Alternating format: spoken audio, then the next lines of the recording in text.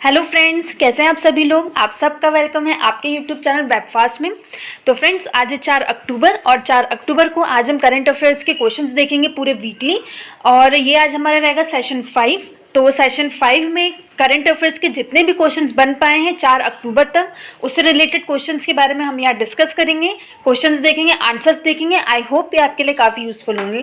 तो चलिए स्टार्ट करते हैं। लेकिन स्टार्ट करने से पहले जल्दी से आप लोग चैनल को सब्सक्राइब कर दीजिए, शेयर कर दीजिए, ताकि ज़्यादा से ज़्यादा लोगों के पास ये पहुँच जाए।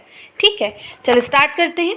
तो फर्स्ट क्वेश्चन इज, विश्व पर्यटन दिवस निम्न में से किस दिन मनाया जाता है। तो फ्रेंड्स, इसका आंसर है 27 सितंबर। 27 सितंबर को हर साल विश्व पर्यटन दिवस मनाया जाता है। कब मनाया जाता है? 27 सितंबर को। हर साल इसकी जो थीम होती है वह अलग होती है। किसकी? विश्व पर्यटन दिवस की। इस साल की जो थीम थी वह था पर्यटन और ग्रामीण विकास।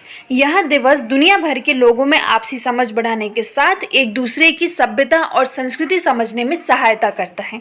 ठीक है, तो कब मनाया जाता है विश्व पर्यटन दिवस? हर साल 27 सितंबर को। नेक्स्ट क्वेश्चन पर आते हैं।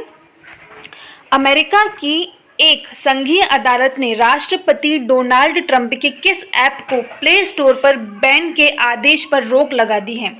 तो फ्रेंड्स, इसका आंसर है सेकंड, टिकटॉक। टिकटॉक के ऐप को प्ले स्टोर पर बैन के आदेश पर रोक लगा दी। और ये आदेश किसने दिया था? राष्ट्रपति डोनाल्ड ट्रंप ने। अमेरिकी संघीय जज ने देश में मध्य रात्रि से चीनी वीडियो शेयरिंग ऐप टिकटॉक पर बैन लगाने के राष्ट्रपति डोनाल्ड ट्रंप प्रशासन के फैसले को स्थगित कर दिया है। ट्रंप ने हाल ही में ऐप को सुरक्षा के लिहाज से टिकटॉक को ऐप स्टोर पर बैन करने का आदेश दिया था। चलिए नेक्स्ट क्वेश्चन पर आते हैं, थर्ड क्वेश्चन पर। अखिल भारतीय फुटबॉल महासंघ AIFF के वर्ष के सर्वश्रेष्ठ फुटबॉलर के रूप में निम्न में से किन 2 खिलाड़ियों को चुना गया है? तो फ्रेंड्स, इसका आंसर है थर्ड, गोलकीपर गुरप्रीत सिंह संधू एवं महिला मिडफील्डर संजू। इन दोनों को सर्वश्रेष्ठ फुटबॉलर के रूप में चुना गया है। भारतीय पुरुष टीम के गोलकीपर गुरप्रीत सिंह संधू और महिला टीम की मिडफील्डर संजू 2019-20 सत्र के लिए साल के सर्वश्रेष्ठ फुटबॉलर बने। रतनबाला देवी को महिला और अनिरुद्ध थापा को पुरुष वर्ग में emerging footballer of the year का पुरस्कार दिया गया है। अखिल भारतीय फुटबॉल महासंघ ने हाल ही में इसकी घोषणा की है। चलिए नेक्स्ट क्वेश्चन पर आते हैं, फोर्थ क्वेश्चन पर। टेलीकॉम कंपनी वोडाफोन ने भारत सरकार के खिलाफ कितने करोड़ रुपए का टैक्स केस जीत लिया है? तो फ्रेंड्स, इसका आंसर है थर्ड, 20,000 करोड़ रुपए। टेलीकॉम कंपनी वोडाफोन ने भारत के खिलाफ 20,000 करोड़ रुपए का टैक्स केस जीत लिया है। सरकार ने फैसले की जानकारी मिलने के बाद कहा है कि वह मध्यस्थता अदालत के फैसले का अध्ययन करेगी और उसके बाद ही आगे की कार्यवाही के बारे में निर्णय लेगी। रिपोर्ट के मुताबिक कोर्ट अपने फैसले में कहा है कि भारत सरकार की ओर से वोडाफोन पर टैक्स लायबिलिटी भारत और नीदरलैंड्स के बीच हुए निवेश संधि समझौते का उल्लंघन है। ठीक है, चलिए नेक्स्ट क्वेश्चन पर आते हैं, हमारे फिफ्थ क्वेश्चन पर। विश्व मूक बधिर दिवस निम्न में से किस दिन मनाया जाता है? तो फ्रेंड्स, इसका आंसर है फर्स्ट, 26 सितंबर। 26 दिसंबर को विश्व मूक बधिर दिवस मनाया जाता है। विश्व बधिर संघ ने वर्ष 1958 से विश्व मूक बधिर दिवस की शुरुआत की थी। इस दिन बधिरों के सामाजिक, आर्थिक एवं राजनीतिक अधिकारों के प्रति लोगों में जागरूकता उत्पन्न करने के साथ साथ समाज और देश में उनकी उपयोगिता के बारे में भी बताया जाता है। इस दिवस का मुख्य उद्देश्य साधारण जनता तथा संबंधित सत्ता का बधिरों की क्षमता, उपलब्धि इत्यादि की तरफ ध्यान आकर्षित करना है। तो फ्रेंड्स, इस प्रकार हर साल 26 सितंबर को विश्व मूक बधिर दिवस मनाया जाता है। नेक्स्ट क्वेश्चन पर आते हैं, सिक्स्थ क्वेश्चन पर। हाल ही में किस पूर्व भारतीय क्रिकेटर को उनके लंबे अनुभव के कारण BCCI ने सीनियर महिला चयन समिति का अध्यक्ष नियुक्त किया है? तो फ्रेंड्स, इसका आंसर है second, Neetu David. Neetu David को उनके लंबे अनुभव के कारण BCCI ने सीनियर महिला चयन समिति का अध्यक्ष नियुक्त किया है। वे वर्तमान में उत्तर प्रदेश की सीनियर महिला टीम की मुख्य कोच हैं। BCCI ने कहा कि वह हेमलता काला की जगह लेंगी और 5 सदस्यीय समिति की अध्यक्ष होंगी। कौन? नीतू डेविड। चलिए नेक्स्ट क्वेश्चन पर आते हैं, हमारे 7वें क्वेश्चन पर। विश्व बैंक ने हाल ही में किस देश को सुरक्षित पानी और स्वच्छता के लिए $200 मिलियन के ऋण को मंजूरी दी है? तो फ्रेंड्स इसका आंसर है पहला, बांग्लादेश। विश्व बैंक ने हाल ही में बांग्लादेश में सुरक्षित पानी और स्वच्छता के लिए $200 मिलियन के ऋण को मंजूरी दे दी है। Bangladesh rural water sanitation and hygiene project से 6 लाख लोगों को ग्रामीण इलाकों में स्वच्छ पानी की सुविधा मिल सकेगी। विश्व बैंक ने कहा कि इस परियोजना से बीमारियों को रोकने में मदद मिलेगी। यह परियोजना लोगों को घरों और सार्वजनिक स्थानों पर जल तथा स्वच्छता संबंधी सुविधाओं तक पहुंच प्रदान करके कोविड-19 जैसी महामारियों से बचाने में मदद मिलेगी। चलिए नेक्स्ट क्वेश्चन पर आते हैं, हमारे 8th क्वेश्चन पर। रक्षा मंत्रालय ने हाल ही में कितने करोड़ रुपए के हथियार एवं सैन्य उपकरणों की खरीद से मंजूरी दे दी है? तो फ्रेंड्स इसका आंसर है फर्स्ट, 2290 करोड़ रुपए। रक्षा मंत्रालय ने हाल ही में 2290 करोड़ रुपए के हथियार एवं सैन्य उपकरणों की खरीद को मंजूरी दे दी है। इसमें चीन और पाकिस्तान से लगी सीमाओं पर तैनात जवानों के लिए अमेरिका से लगभग 72,000 सिक्स और असॉल्ट राइफलों की खरीद शामिल है। सेना ने अक्टूबर 2017 में करीब 7 लाख राइफल, 44,000 हल्की मशीन गन और करीब 44,600 कार्बाइन खरीदने की प्रक्रिया शुरू की थी। रक्षा मंत्रालय के मुताबिक नए डीएपी के बाद युद्धक हेलीकॉप्टर और सैन्य उपकरण, हथियार, मिलिट्री ट्रांसपोर्ट, एयरक्राफ्ट, नौसैनिक जहाज आदि किराए पर लिए जा सकेंगे। चलिए नेक्स्ट क्वेश्चन पर आते हैं, 9th क्वेश्चन पर। दूरसंचार नियामक प्राधिकरण मतलब टाई ने अगले कितने साल के लिए पीडी वघेला को अपना चेयरमैन चुना है? तो फ्रेंड्स इसका आंसर है फर्स्ट, 3 साल। 3 साल के लिए पीडी वघेला को अपना चेयरमैन चुना है। किसने? ट्राई ने, मतलब दूरसंचार नियामक प्राधिकरण ने। किसको चुना है? पीडी वघेला को 3 साल के लिए। कार्मिक मंत्रालय ने बताया कि 1986 बैच के गुजरात कैडर के आईएएस पीडी वघेला अभी औषधि विभाग के सचिव हैं। उनकी नियुक्ति 3 साल की होगी और वर्तमान चेयरमैन आरएस शर्मा की पदभार संभालेंगे। चलिए नेक्स्ट क्वेश्चन पर आते हैं, 10th क्वेश्चन पर। विश्व रेबीज दिवस निम्न में से किस दिन मनाया जाता है? तो फ्रेंड्स इसका आंसर है 4th, 28 सितंबर। 28 सितंबर को हर साल विश्व रेबीज दिवस मनाया जाता है। यह एक अंतर्राष्ट्रीय अभियान है जो global alliance for rabies control नामक गैर लाभकारी संगठन के द्वारा समन्वित किया जाता है। यह दिन मनुष्यों और जानवरों पर रेबीज के प्रभाव के विषय में जागरूकता बढ़ाने के लिए, बीमारी की रोकथाम और रेबीज को नियंत्रित करने के प्रयासों के बारे में जानकारी और सलाह प्रदान करने के लिए मनाया जाता है। चलिए नेक्स्ट क्वेश्चन पर आते हैं, 11th क्वेश्चन पर। प्रधानमंत्री नरेंद्र मोदी ने हाल ही में किस राज्य में नमामि गंगे मिशन के तहत 6 मेगा प्रोजेक्ट्स का उद्घाटन किया है? तो फ्रेंड्स इसका आंसर है फर्स्ट, उत्तराखंड। उत्तराखंड राज्य में नमामि गंगे मिशन के तहत 6 मेगा प्रोजेक्ट्स का उद्घाटन किया गया है प्रधानमंत्री नरेंद्र मोदी द्वारा। इनमें सीवेज ट्रीटमेंट प्लांट भी शामिल है। पीएम मोदी कार्यक्रम के दौरान गंगा को समर्पित एक म्यूजियम का भी लोकार्पण किया। यह म्यूजियम हरिद्वार के गंगा किनारे चांदनी घाट पर स्थित है। पीएम मोदी ने जल जीवन मिशन का लोगो भी लॉन्च किया है। चलिए नेक्स्ट क्वेश्चन पर आते हैं, 12th क्वेश्चन पर। किस राज्य सरकार ने हाल ही में राज्य के दूरस्थ क्षेत्रों में बच्चों तक शिक्षा पहुंचाने के लिए अब रेडियो का इस्तेमाल करने का निर्णय लिया है? तो फ्रेंड्स इसका आंसर है ओडिशा। ओडिशा सरकार ने हाल ही में राज्य के दूरस्थ क्षेत्रों में बच्चों तक शिक्षा पहुंचाने के लिए अब रेडियो का इस्तेमाल करने का निर्णय लिया है। ओडिशा सरकार के इस निर्णय के तहत ओडिशा का स्कूल एवं मास एजुकेशन डिपार्टमेंट 28 सितंबर 2020 से ऑल इंडिया रेडियो के माध्यम से कक्षा शिक्षण शुरू करेगा। चूंकि कोविड-19 महामारी के मद्देनजर स्कूल न खोले जाने के कारण स्मार्टफोन के द्वारा ऑनलाइन कक्षाओं के माध्यम से छात्रों तक पहुंचाने की कोशिश की गई थी, लेकिन जिनमें से ओडिशा के 60 लाख छात्रों में से लॉकडाउन के दौरान मुश्किल से 22 लाख तक ही ऑनलाइन कक्षाओं के माध्यम पहुंचाया जा सका। महंगे स्मार्टफोन की तुलना में रेडियो सस्ता है और इसकी आवर्ती लागत भी कम है, अतः रेडियो स्कूल कार्यक्रम के साथ और अधिक छात्रों को शामिल करने की उम्मीद की गई है।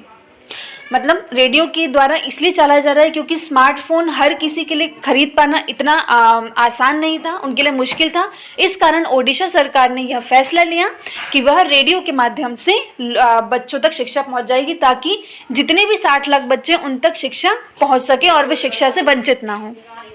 चलिए नेक्स्ट क्वेश्चन पर आते हैं, 13 क्वेश्चन पर। हाल ही में भारत ने किस देश के साथ बौद्धिक संपदा सहयोग पर एक समझौता ज्ञापन पर हस्ताक्षर किए हैं? तो फ्रेंड्स, इसका आंसर है डेनमार्क। डेनमार्क ने बौद्धिक संपदा सहयोग पर एक समझौता ज्ञापन हस्ताक्षर किया है। किसके साथ? भारत के साथ। भारत और डेनमार्क ने हाल ही में बौद्धिक संपदा अधिकारों के क्षेत्र में सर्वोत्तम प्रथाओं का आदान प्रदान तथा प्रशिक्षण कार्यक्रमों में सहयोग बढ़ाने के लिए इस ज्ञापन पर समझौता किया। वाणिज्य और उद्योग मंत्रालय ने एक बयान में कहा, दोनों पक्ष MOU को लागू करने के लिए एक द्विवार्षिक कार्य योजना तैयार करेंगे, जिसमें सहयोग गतिविधियों को पूरा करने की विस्तृत योजना शामिल होगी। दोनों पक्ष पेटेंट, ट्रेडमार्क, औद्योगिक डिजाइन और भौगोलिक संकेत के लिए आवेदन के निपटान की प्रक्रियाओं पर सूचना व सर्वोत्तम प्रथाओं का भी आदान प्रदान करेंगे। चलिए नेक्स्ट क्वेश्चन पर आते हैं, 14th क्वेश्चन पर। अंतर्राष्ट्रीय मानवाधिकार संस्था एमनेस्टी इंटरनेशनल इंडिया ने हाल ही में किस देश में अपना कामकाज रोक दिया है? तो फ्रेंड्स, इसका आंसर है भारत। अंतर्राष्ट्रीय मानवाधिकार संस्था एमनेस्टी इंटरनेशनल इंडिया ने हाल ही में भारत में अपना कामकाज रोक दिया है। संस्था ने आरोप लगाया है कि भारत सरकार ने इस साल की शुरुआत में एक कार्रवाई के तहत उसके अकाउंट फ्रीज कर दिए थे, जिसके बाद उसे अपने अधिकतर स्टाफ को निकालना पड़ा। सरकार का कहना है कि इस संस्था ने फॉरेन कंट्रीब्यूशन एक्ट के तहत सभी रजिस्ट्रेशन ही नहीं कराया है, जो विदेशी फंडिंग के लिए जरूरी होता है। चलिए नेक्स्ट क्वेश्चन पर आते हैं, 15th क्वेश्चन पर। विदेश मामलों की संसदीय समिति का सदस्य हाल ही में किसे चुना गया है?